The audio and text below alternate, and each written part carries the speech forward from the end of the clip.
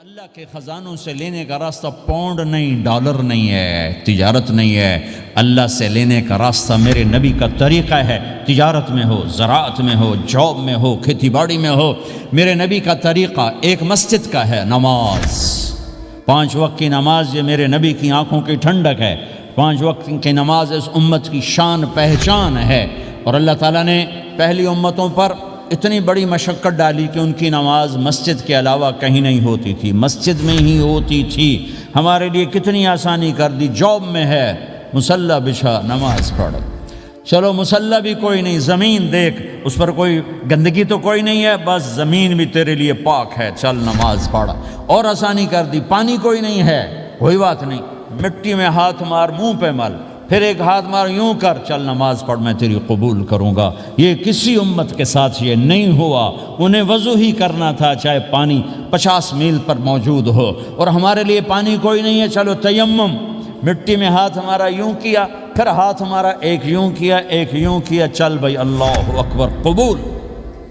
عمار بن یاسر رضی اللہ تعالیٰ عنہ سفر میں تھے، ان کو نہانے کی ضرورت ہو گئی، نائٹ فال ہو گیا، تو انہوں نے سوچا کہ ویسے تو آدمی کو وضو کی ضرورت ہوتی ہے تو خالی منہ پہ ہاتھ مارا اور یوں کونیوں تک، لیکن مجھے تو غسل کی ضرورت ہے، تو خالی اس سے تو کافی نہیں ہوگا۔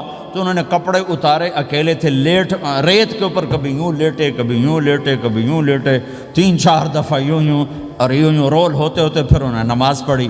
آئے اللہ کے نبی کی بارگاہ میں، یا رسول اللہ مجھے رات کو نہانے کی ضرورت پڑ گئی، تو میں نے کہا وضو کے لیے تو خالی یہ 2 دفعہ کرنا کافی ہے، تو یہ تو نہانا تھا، تو میں تو ریت میں خوب رول ہوتا رہا۔ میرے نبی نے انما یکفیک ضربتان، ارے سیدھے بندے عمار، اس کے لیے بھی اتنا ہی کافی تھا کہ تو یوں کرتا اور یوں کرتا اور تو پاک ہو جاتا۔ اللہ نے اس نبی کے طفیل، اس محبوب مصطفیٰ صلی اللہ علیہ وسلم کے طفیل، اللہ نے کیا کیا سہولتیں اور آسانیاں ہمیں عطا فرمائیں۔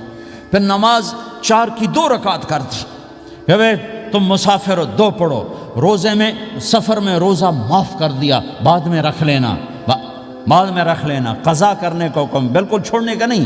اور کہا کہ بھائی مریض ہو چھوڑ دو، مسافر ہو چھوڑ دو، اور نماز 2 رکعت کر دو، سنتیں چھوڑ دو۔